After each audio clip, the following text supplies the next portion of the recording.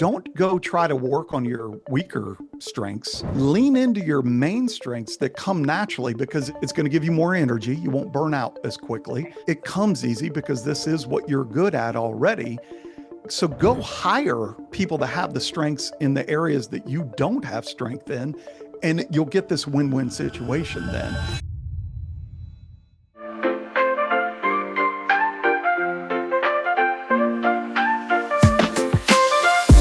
Hey everybody, welcome to another episode of Wealth Unfiltered. I'm Samantha Parinelli, your host. We dive into the numbers that can either mean stability or struggle for your company. Our guest today is Chad Ackerman. He is a co-founder of Left Field Investor. He is a business strategist and advisor for Focal Point. And he spent over 25 years helping business owners build smarter, sustainable companies. He's here to share the KPIs you should know and how to track them to protect your company. Welcome to the show, Chad Ackerman. Thank you for being here. Absolutely. Thank you for having me on, Samantha. Absolutely. Well, I want to jump right in. You have a really cool background story. You've been helping people for a very long time. And one thing that I noticed that I think was really important before we jump into what you're doing now is you worked for 25 years for the man. Like you really were working in the corporate world and doing all of that. So what inspired you to take that leap into entrepreneurship and then, start your own company? Yeah, I mean, it's a journey for sure that I've been on. It wasn't an easy process. It was a long time coming. Everything kind of lined up in my life that it was a good time for me to take a risk and try something. I really started something which a lot of people do while I was still in my W-2. So it afforded me that ability to take those risks and not be totally reliant on that entrepreneurial work to work out. And as that small business grew and got to a point where it was producing enough income, it gave me flexibility that I never felt before, honestly. For the first time in my career, to back up a little bit, the situation was I'd started a job that was a former company I worked at, and shortly after I started, they laid my boss off. It was a director that they laid off. I had told them going in, I've got this side thing going, it's growing, I'm excited about it, I'm probably not here for long. So it gave me this ability to go negotiate to try to get fired from my job. Because I was like, I'm part-time, I'm short-term here. If you're laying people off, lay me off. Let me go because I'm on my way out anyway. And it was, save jobs for people that needed to be in the W-2. I didn't want to take a spot as somebody. Unfortunately, I was in a very niche role where I was focused on sales compensation. There aren't a lot of people that design sales compensation plans in a company. So they needed me. They couldn't let me go, unfortunately. But it was an interesting spot to finally be in, this flexibility, this freedom to say, hey, fire me, please. I want to take a package. I want to walk out because I'm going to be leaving anyway. So it was just, like I said, the planets kind of came into alignment and I was in a right spot at the right time that it just worked and I could walk away from my W-2 finally. And what was the company that you created? So back then, what I started was a company called Left Field Investors with a group of guys that we basically built a community of like-minded passive investors to learn more about being a limited partner in this industry. There's a ton of information and education out there to help people learn how to flip houses and do single family things, buy and hold rentals, wholesale, whatever. There's a ton of information to teach you how to be a general partner and go take down apartment buildings or self-storage or whatever. We were playing in the middle ground that we didn't want to be a landlord, but we wanted to be in real estate. So we were tracking this limited partner passive investing situation, but there wasn't a lot of detail out there. There wasn't a lot of education. So what do you do when you can't find information about something? You start it, right? So we built this community selfishly just to become better passive investors ourselves because we learn off others' experiences. But we also felt like, there was a value add there to people that joined our community because they were going to get educated as well alongside of us kind of thing. So, well, and it must have been pretty successful being that it was acquired by Passive Pockets, also known as accompanied with Bigger Pockets. Yep. Yeah. So it grew. We grew up for about 4.5 years, and Bigger Pockets had reached out to us through a common contact and said, hey, we're trying to develop our passive community. Would you give us some tips? And jokingly, they said, and, maybe we'll buy you out someday. And we sat on that for a couple of days and called them back and said, why don't you buy us out? And we can help you. And they liked the idea too. So it was really kind of a win-win. We were at a point where we needed more resources, and Bigger Pockets added that. It was a blessing to find them at the right time and help keep the community going. We loved what we built, but we knew we needed more help. So it was really a win-win situation to be able to partner up with Bigger Pockets, them acquire us. We're still on as an advisory committee to help them just answer questions as they're still getting things up and running. And it's had a lot of success. It's grown like we'd hoped it would after we sold it to them.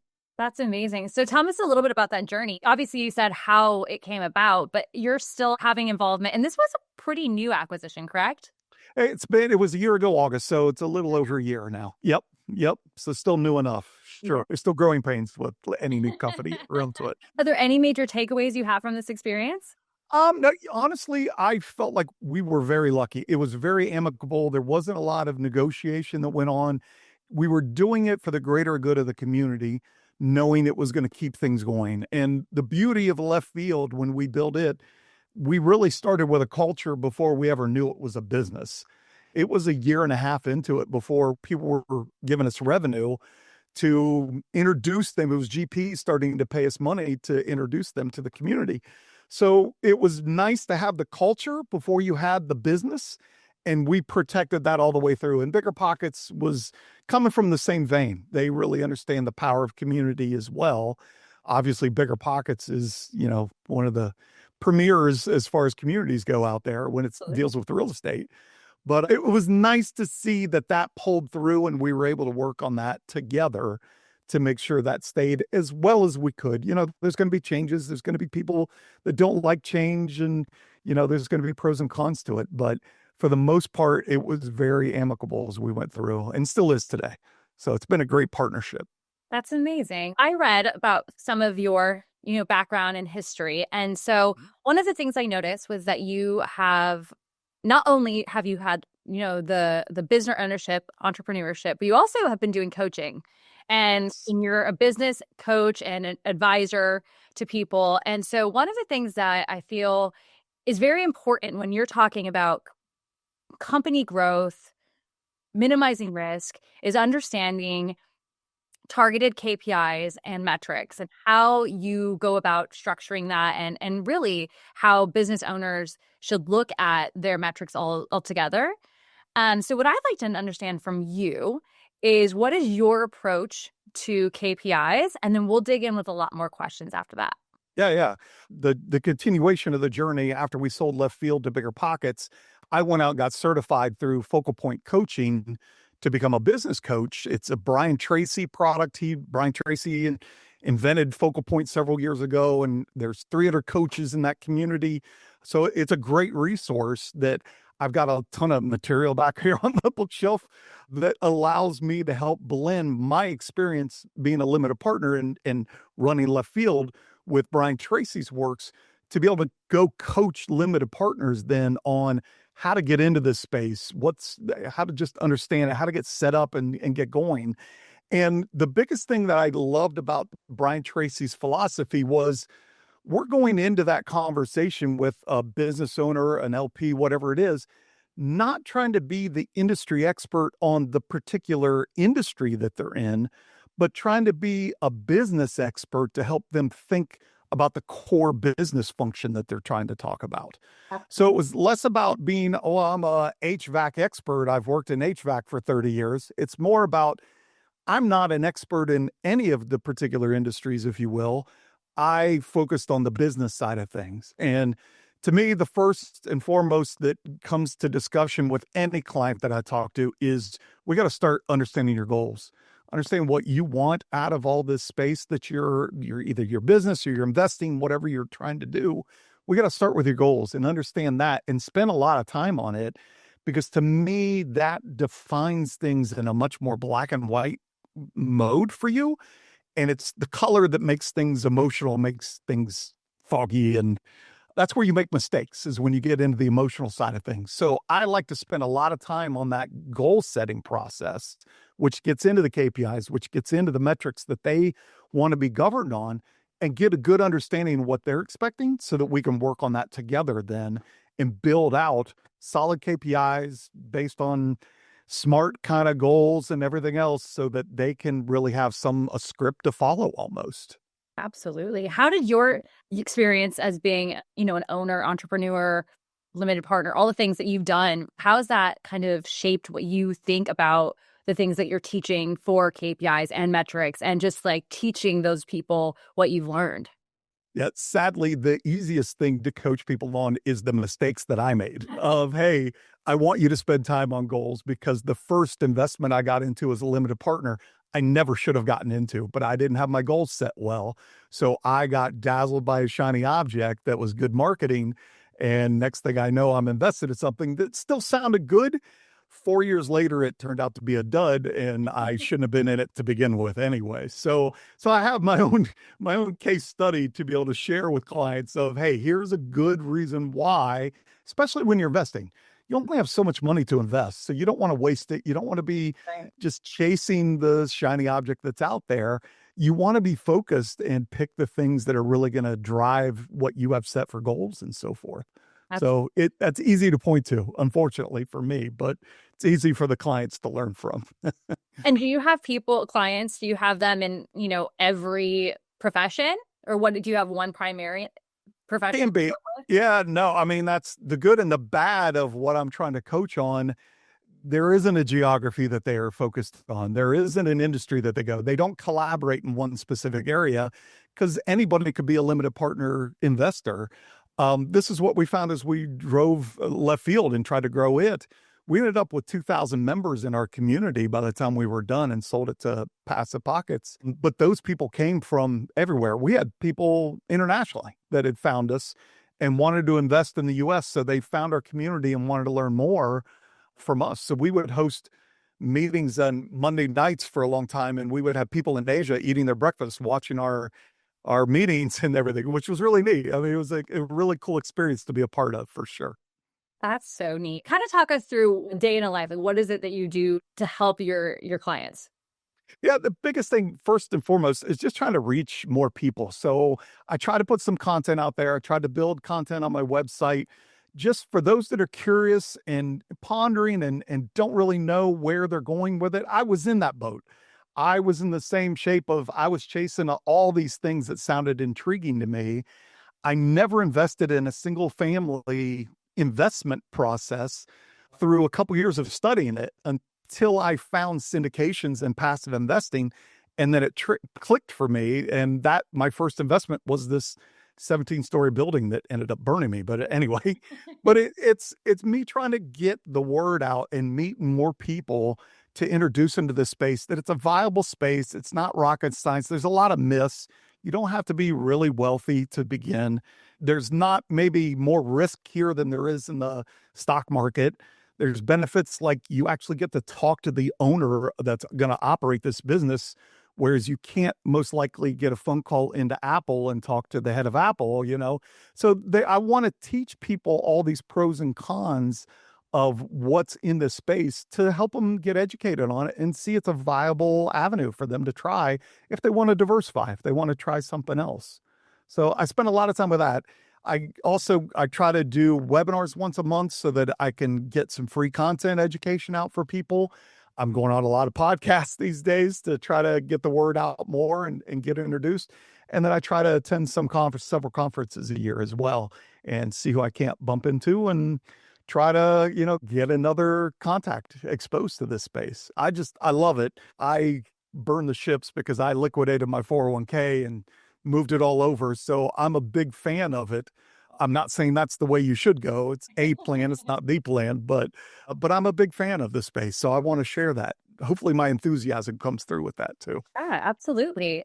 So when you talk to these people and you're talking, let's say you're talking to a business owner who, part of their strategy is growth of their business so that they can continue to invest and create the passive income that you're talking about. Yeah. How do you strategize that? Where does that come into play in your coaching?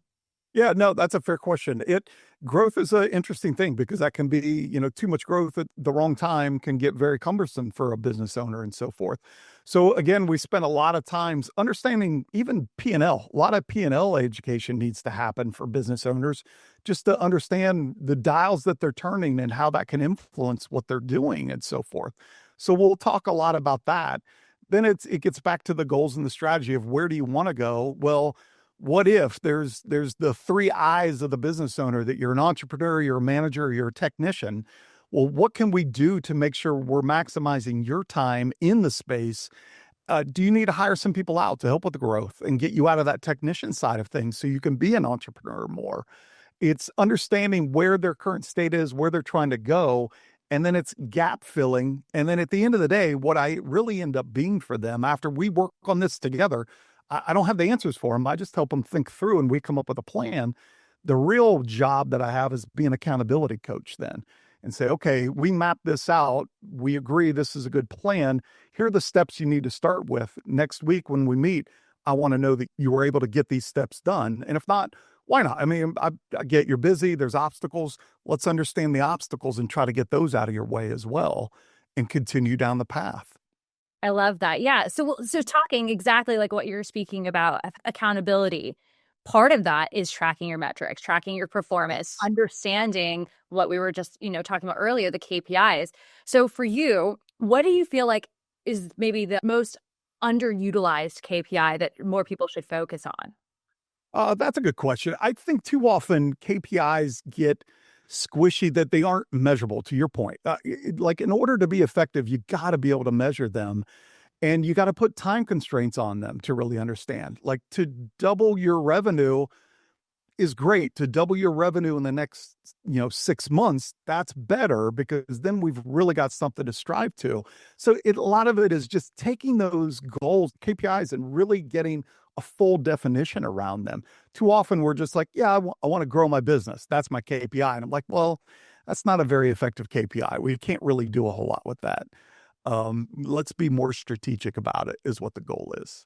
Absolutely. When you look at the vast majority of the people you're helping right now and your clients, are there a few like red flag KPIs that they should just be monitoring every month to help their growth or to kind of protect their business? There are some generic ones, probably. I think there's a lot of industry specifics as well that people should watch out for that gets very individualized and based on their own personal goals for what they're trying to do with their business. But keep an eye on the economy, especially understanding what it does to your industry and how changes that are on the horizon, what effect is that going to have? Are you planning for it? Do you have a conservative approach to allow yourself to pivot, to adjust, to make up for whatever situation may be coming your way? Very generic, obviously. What it really turns into is a lot more specific things based on the conversations that we have, the industry they're in, their goals that they've set for themselves. It gets very specific. So it becomes more of a one-on-one conversation to define some red flags to watch for rather than blanket ones that overarch any industry outside of watch an economy, those kind of things, keep up with turnover. You do hire the right people, those kind of things that are generic. But I like to get into more specifics with clients based on what their situation is, much more than trying to worry too much about the blanket ones that hopefully they're worried about already. Do you find that your clients struggle the most with like employees and personnel, those types of issues more than they do of like the finance piece? Or are you finding a pretty good mix? What do you think is like the majority of the problems that you're having to kind of isolate it right from the get-go? I feel like more clients come to me with hiring issues first and foremost than anything else. A majority of them, generally speaking, financial is probably second of understanding again their P&L. They started a business, they were passionate about it, but they didn't understand the business side of it, and they've gotten in trouble. But personnel issues, hiring issues seems to be number one that I hear about more often than not. Yeah, I kind of figured that. I'm not sure how much you know about my background, but operations is where I've like lived my entire life. Now I do business coaching and podcasting and marketing.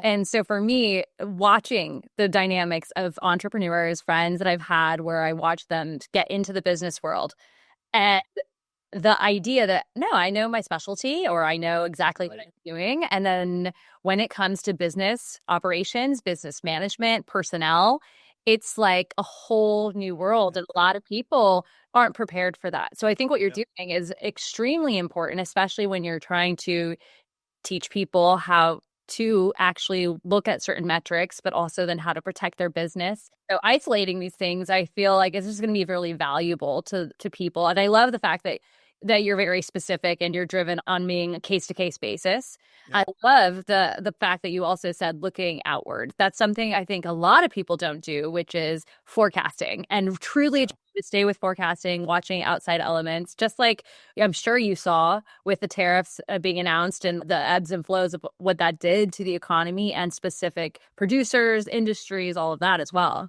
Yeah, yeah, absolutely. I think it works best when the person that we're dealing with understands that they need the help. I think too often you started this job maybe as a solopreneur, it grew, you had to add headcount, but it's hard for them to let go sometimes and delegate and trust and everything else. And that leads to a lot of those personnel issues is internally to them. They're their own worst enemies sometimes. Again, it's situational. It depends on who you're talking to, but that's another element of all of this of just the fact they've come to me to ask for coaching usually tells me, okay, you understand there are issues and it may be you.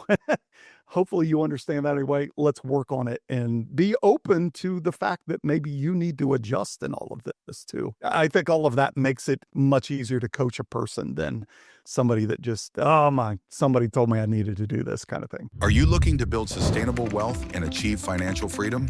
Viking Capital can help you do just that through multifamily investing.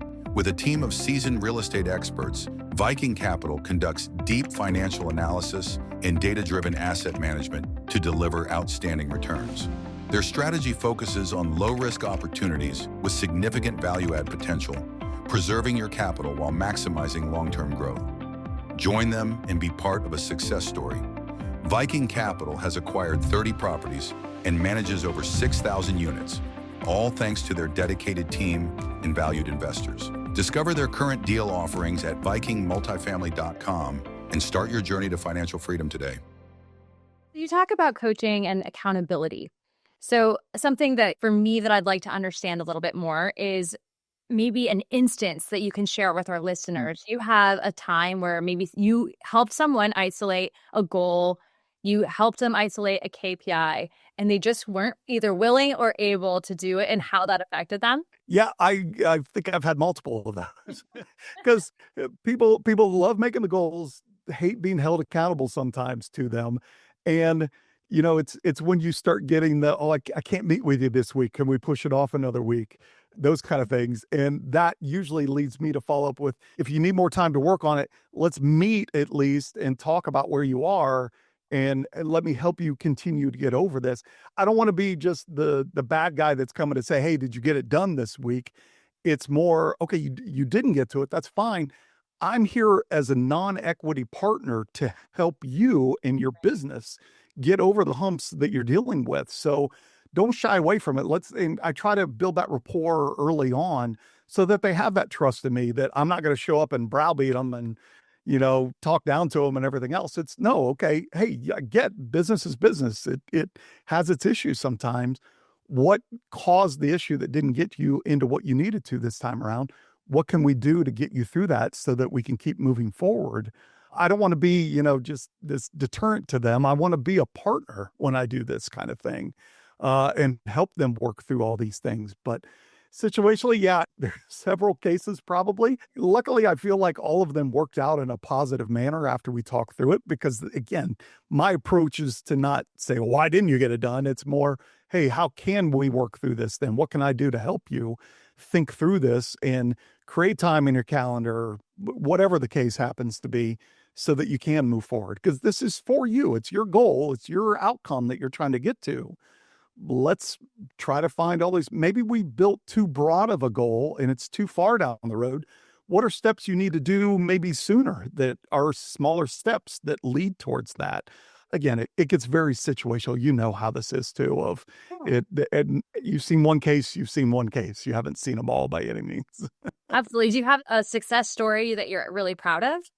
I've got a financial planner that I work with that he was actually a buddy of mine, and we still meet to this day. It's been going on for 3 years now, I think, that we've been talking, that it's turned into where we more just sit and talk entrepreneurial worlds, talk investing, and then he'll bring up, "Oh, well, I am struggling with this too. Can we work on this a little bit?" I'm like, "Absolutely. This is what we're doing together." He was great that he was patient enough to walk through the whole process with me, got a lot of value out of it. He really didn't come in with an issue that he wanted to work on. It was more, "I'll work with you because we're friends. It'll help give you some experience." But he ended up gaining a lot out of it. We made his business more efficient. We got him on a better track. His revenue went up. So it kind of really clicked for him. That was great that I could help him out in that manner. And, we still partner up with things to this day. So it's great. That's amazing. I love Yeah, that. yeah. But when you have somebody who keeps coming back for more, especially long term, I think that speaks volumes to what you're doing and the service Yeah. that you're providing. Yeah. Thank you for that. Yeah. Absolutely. That's wonderful. So you talked a little bit about solopreneurs. And so that kind of got me thinking. So for small businesses or somebody who's really out there doing it on their own, who they're looking to track and analyze metrics, but they don't have a team of people. They don't have those same resources. They're just starting. Do you have some strategies or specifics that you would say, look at these first, or, any advice for them? A lot of it gets into the P&L again and just trying to walk them through and making sure they understand what those different models are. And I don't try to complicate the P&L. I try to break it down into kind of a basic form and say, at the end of the day, you've got a lot of other line items that are in here. But these are kind of the 6 measures that you're really looking at that understand how they influence one another. And I try to give them examples of, what if you change revenue by 5%? What's the trickle down effect of that, so that you can see? What if you cut back on some office expenses that you maybe are tracking? What is 5% there? What if you did 5% in 3 or 4 different things? What does that do to your bottom line then? To really start to show them how compounded everything is in the P&L and the influence that one element has on another, kind of thing. And a lot of times they don't have that experience. They haven't looked at it enough. They don't understand it enough that it doesn't jump out at them of how they can influence their business. They're just in the mindset of transactional, just, I got to go get the next thing. They aren't being efficient about how they go about it. So that's the biggest thing, is just trying to boil back to some basic financial education to get them into a better understanding of how they impact their business through the decisions that they make on a day-to-day basis. Absolutely. You talked about delegation. At what point do you, or is this also case by case, or is there a specific size of a company or revenue where you start saying, this isn't your thing? Maybe you should start getting a bookkeeper or, CFO eventually. Where do you saying that that's probably where they should do that? Yeah, I think the question ends up being, how many soccer games are you missing, or how much gray hair have you grown extra since you started this? We see so many different industries. It really just depends on the situation that's going on there. It mostly comes back to a stress point of whoever's involved, how many people are involved today, how stressed are they? Where is their mentality with this business? Where are they on the burnout curve? Yeah. To understand, hey, let's not get to that point of burnout. Let's peel this back and talk about, again, I like to go back to those 3 eyes of the business owner and say, give me a percentage that you're spending in each of these. And if you're telling me you're only doing less than 20% in entrepreneurial and you're doing 30% or more in technician kind of thing, then, those technician roles are the lower paying roles that you could hire a VA for. You could hire a bookkeeper. You could hire a staffer, part-time, whatever the case may be, depending on the situation. And it pulls that off your plate that you can go back up and spend more time in the areas that you got into this, but you enjoy the entrepreneur probably more anyway, because you started this business. That's what you got into it for. So let's get you out of the headache side of things. To me, it boils back. I was being a corporate guy. I was a big fan of Stephen Covey's Strength Finders. And Strength Finders is a big proponent of, we'll categorize all these different characteristics that you may have, from strengths. They don't want to call them weaknesses, but less strengths. And their mentality with it is, don't go try to work on your weaker strengths. Lean into your main strengths that come naturally, because it's going to give you more energy. You won't burn out as quickly. B, it comes easy because this is what you're good at already. So go hire people that have the strengths in the areas that you don't have strength in, And you'll get this win-win situation then. I'm a big fan of that. I push for that a lot with the clients that I coach to say, let's understand where you are. We'll do a DISC assessment. We'll do a strength finders assessment to understand where you are. And then it's okay. Now, when you go hire, let's go find these personality traits in the people that you're hiring. And you're going to find that they're naturally good at doing these things, which you're not. So you can delegate that off and you'll have success from both sides. Both will be happy because you don't have to deal with it and they're getting to do what they find strength in. So I love that model. I'm a big fan of it. Wonderful. So speaking of hiring, I was reading that you actually have a pretty extensive background in HR as well. So one of the things I wanted to kind of ask you about is how can an employee focused KPI help increase like company safety or like improve the company overall? Yeah, well, I think that's a huge proponent. We used to preach that the main goal that we were trying to do with our hiring process is bring in engaged people. When you get people that aren't engaged, that's when you end up with safety issues, performance issues, production issues. So it's all about it kind of like buying an investment property. You make your money up front when you buy it. Well, you get the quality out of your hiring by doing the right kind of hiring up front as well. And part of that is just be patient as a hiring manager, as a person that's doing the hire, to find that right fit. Understand your strengths and weaknesses. Again, I think helps immensely of saying, don't keep hiring the same kind of people that you are because you're all going to want to do the same things. And that's not going to help very well. Get a diverse background of clientele or employees underneath you. That's going to help elevate them in situations you don't want to be involved in. And again, it gets back to that engagement. Then you're getting engagement out of them that's just going to feed to more productivity out of everybody then. People enjoy coming into work. It becomes that partnership, that family feel in a company that they've got people that want to be there. And then you get a lot better performance out of them. Absolutely. So when you talk about culture and performance and that entire avenue, I'm sure that people come to you and they're talking about, I mean, granted, there's probably a lot of remote workers these days as well, but even remote work, culture matters. Yeah, absolutely. How do you feel like company culture affects like growth and resilience for a company? I think you could go company to company and identify good culture based on their market potential, their performance that they're having. I think it's a huge part of it. Again, culture and engagement, I think, go hand in hand. That if you have a good culture, and you see it, I mean, I was at Cardinal Health, which is a Fortune 15 company. It's a big company. They were purposeful with their process of trying to make it an engaged workforce. It was coming up with means that wasn't just it put money in their pocket to pay for the groceries, but it was benefits that allow them to help take care of family members. It was bonus structures to help reward them for performance and behavior that you liked. It was trying to build that ownership of their job so that they would be engaged and maximize their efforts while trying to keep it fun and not make it just a job, make it, tangible. You spend a lot of waking hours in the workforce. You want to enjoy your time when you're there. It takes you away from your family. You don't want to be miserable the whole time you're there.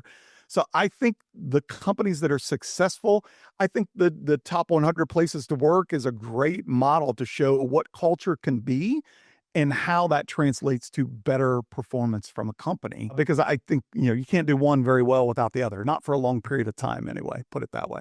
Yeah, absolutely. And I see that people talk a lot, like if you're on LinkedIn, I would say that one of the top things that you see people coming out with content about is leadership versus like, what's a good leader, what's not a good leader, and then what makes a solid employee, and what are those like metrics surrounding what makes an employee great and what doesn't, and your way to actually look at their performance. And I mean, at least for me, maybe it's what I do for a living that it does that for me, but I constantly see that all the time. And I think what you're saying is pretty powerful because it does influence the success of your company. If people want to have the ownership mentality and want to work with you and they actually care, you're going to get a lot better work product. A lot better work out of them. Yep. And it's a two-way street, right? Managers have to want to manage that way and champion that process, and employees have to be prepared to engage in that and want to receive that from their company, their manager as well.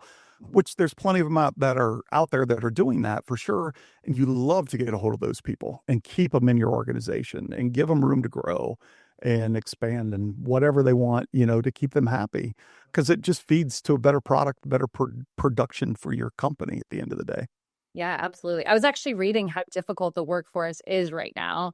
Obviously, I feel very blessed to have my own everything and to be able to do what I'm doing. But you look at what's going on in the workforce for young people as well as people who are transitioning. And I think it's very valuable to, when you have somebody who is solid, ensuring their happiness and making sure that they feel valued, even if you can't do it with monetarily, at least showing them that you care and in other ways as well, until you can give them that pay bump or whatever bonus that you can provide for them. I think it's really wonderful feedback. I appreciate that very much. Yeah, no, I support that. Like I have two children. My daughter is in her senior year and studying architecture, and I try to educate both of them about the importance of engaging when you get in, and don't wait for it to come to you. Go get it, but be a good steward of the company, of your role. Be engaged, because it's going to pay off, especially in this economy. It seems like students coming out of college right now are really struggling to find good roles to get into. That I'm trying to coach her on networking, how important networking is to them, how important just showing up and owning your job, like trying to explain what that means, but getting them to really understand how that leads to engagement, to help them understand once they get in. She's done 3 co-ops and she's come out with accolades because she's really gone that extra mile, which I'm so proud of her for doing this kind of stuff. But I'm like, that's what's going to help you find that role when you get out of college then, because you're going to have this network of people, you're going to have recommendations. But then once you get in, I was known, they wanted to put a cowbell on my neck because I was always up and gone, trying to go find other things, trying to get involved with projects, trying to network with more people, because I knew all of that was going to feed to better opportunities for me. And it did. I had great success with my career that led to me being able to then be an entrepreneur at some point in time. So I try to educate my kids on all this, especially as they're going into a workforce that's very difficult, it seems like right now. Absolutely. No, well, and I love that. If someone asked, they probably would say the same thing about me. Put a bell on that girl. Where is she? That's right. That's right. He's never in his seat. But I did have one VP. He's like, he pointed out to everybody else in the department, like, I want you to be like Chad. I don't want to see you in your seats all the time. I want you up and being out with your clients and really get into the business and everything. But that was the only time I think I had somebody tell me that. Well, I have a few more questions for you. I'd like to kind of change this to discussing vanity metrics versus metrics that will actually prove successful. Okay. So I guess what I'd like to start with is there, off the top of your head, is there one consistent vanity metric where you're like, man, people always come to me and they're always tracking this one thing, but to me, it just doesn't seem like it's going to move the needle. Yeah. I think revenue can be a vanity metric, that it's too high level sometimes, that it doesn't tell you enough of the full story, and people get captivated with revenue and have goal KPIs set. I want to reach this, which are okay, but you need to have a lot more detailed KPIs to go with it in order to really find the success you're hopefully looking for. I think that's a big one that I hear people talk about a lot. And again, it's an easy number. Everybody understands what it is. So it gets simplified, but it is a simplified metric too, that trying to educate people that it's okay to watch this and it's important, but there's so much more that you need to be paying attention to than just understanding, hey, we hit, X revenue this month or whatever the case is. I think that's one that I run into a lot, that just takes some education around it to get people off of that metric as being the number one that I'm going to drive everything off of. That is dangerous. Amazing response. I actually have like a very specific instance where this conversation just happened with the date, and it was like, okay, but was it profitable? Were you profitable? Right. Now it's like, okay, so you were, I see your revenue line, but were you profitable? So I just feel like what an amazing response to that, and I agree wholeheartedly. Yeah. When you coach leaders who are trying to decide which metrics that they want to track, like you're talking about revenue, are there other ones where you say to these people, 100% these are the top 3, just track them, and you'll see most progress faster, and then we can talk about some other ones as we get there. Is there anything Yep. fine? I think it gets situational again. I'm sorry to keep giving that answer because it's a cop-out answer, but it's truthful of depending on the size of the company, depending on the industry, it could be cost of goods sold. It could be employee because it could be your staffing is one of your major influences. Could get back to sales, could be down to your office supplies, even down to that level. So it just kind of depends on the solopreneur up to the, multi-employee company, understand where it is. But it's important to be able to get to those and find key ones that should be influencing a company of that size with those goals, with that growth, with those kind of that industry, whatever it is. It's important to get in and understand that. And a lot of times I'm trying to ask them, I'm trying to come into them and like, what do you consider good metrics for your industry, for where you are, for what your size is?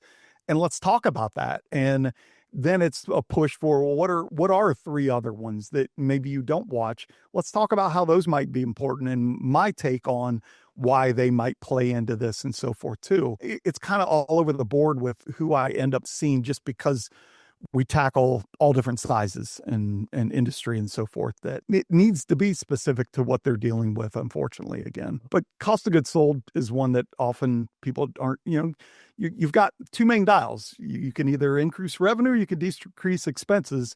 Let's understand what works in both those instances to help you out with your ultimate goals. Absolutely. So Yeah. my final question for you is, if you're going to give a piece of advice to somebody listening right now, whether it's about being proactive in tracking or it's maybe goes back to real estate investing, like what is one piece of advice that you would say for a listener to take action? I think the biggest thing, I'll lead to taking action, but the biggest thing I always coach on is go back to your goals, understand them, spend time with them to make sure they're fresh. Did you set them 3 years ago and we really need to reevaluate? Have things changed? Treat it like a will.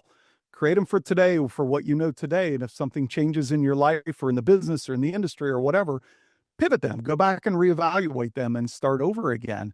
But do all of that by creating goals that give you actionable items so that you do take that step. Part of what, especially from the investment industry, is I see people that just analyze, and they don't really take steps to make changes in investing. They're just not investing in anything. They're overanalyzing. So part of it is give yourself that permission to actually move forward and do something that you've set as a goal, rather than just keep pivoting the starting point and never getting there kind of thing. That again stems more in the investment side of things than the business, if you will. But I always preach goals because I don't think goals are ever done well enough, or not frequent enough. Are they done well enough that I think everybody can spend some time on goals and really map things out much better than probably what they have set up today. That's amazing. No, great advice on both sides. I absolutely love it. For our listeners who want to be in touch with you, how can they connect? On LinkedIn is a very active place for me, but you can also go to my website at chadackermanrealestate.com.